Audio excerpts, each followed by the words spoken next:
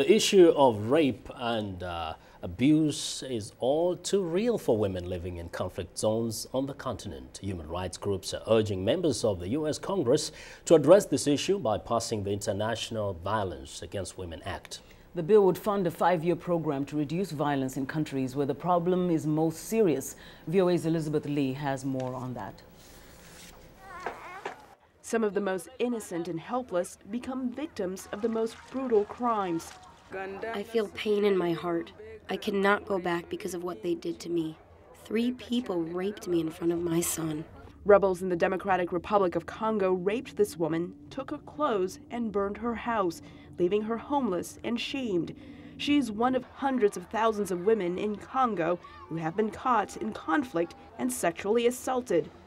The United States condemns these attacks and all those who commit them and abet them. And we state to the world that those who attack civilian populations using systematic rape are guilty of crimes against humanity.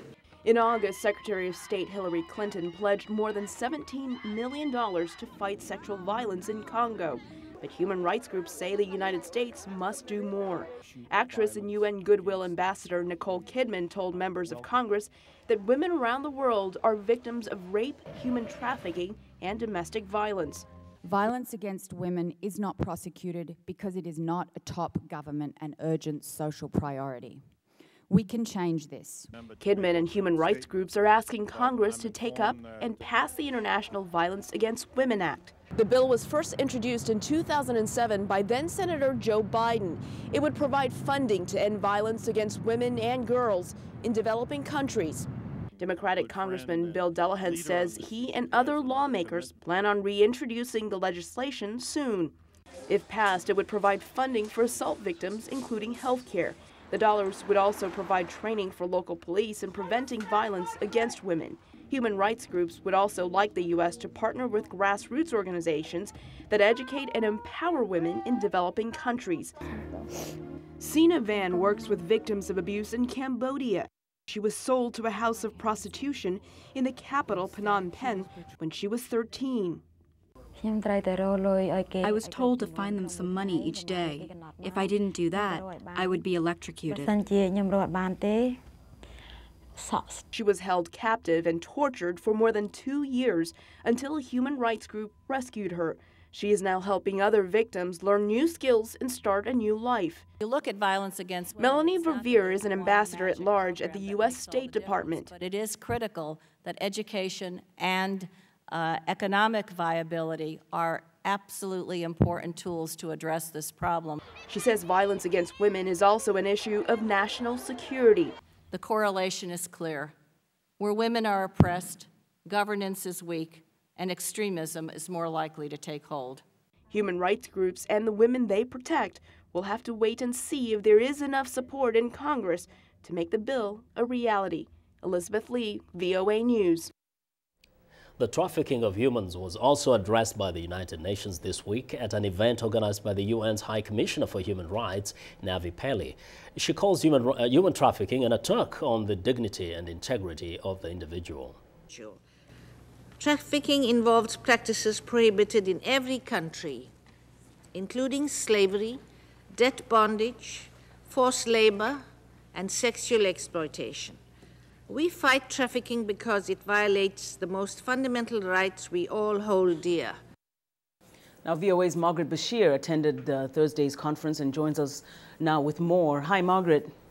Hi, Ndimyake. Now, the conference you attended called Giving Voice to Victims and Survivors of Human Trafficking. Tell us what kind of figures came out? What's the extent of human trafficking in the world?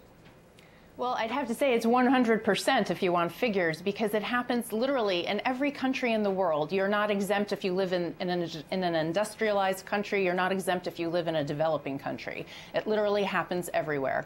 And of course, Africa, one of the key or main areas where it happens too. There were a lot of testimonies from victims, former victims, and they included both men and women, really showing that there's no discrimination by traffickers who they traffic. What came out in terms of what drives trafficking still today?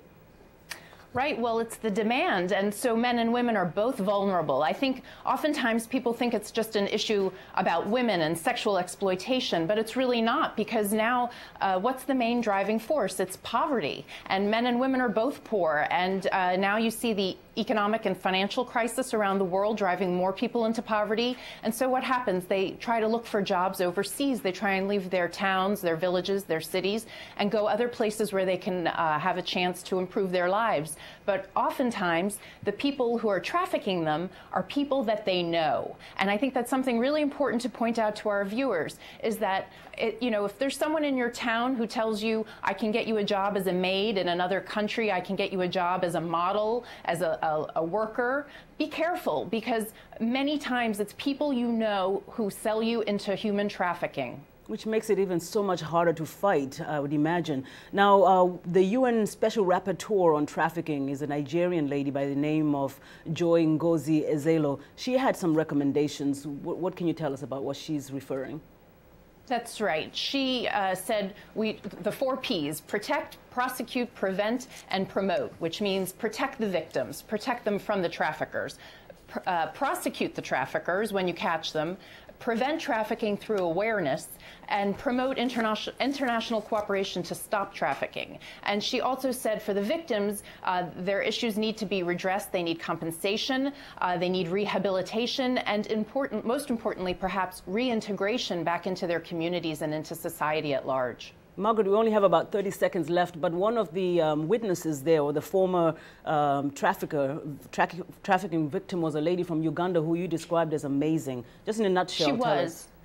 Her name was Charlotte. She was abducted from her boarding school in northern Uganda when she was 14 years old, along with 139 other girls. And eventually they released some, but she was among about 30 that were taken to southern Sudan, and she was there for 7 years as a concubine and finally escaped. And her story was just incredible. She was a very brave woman.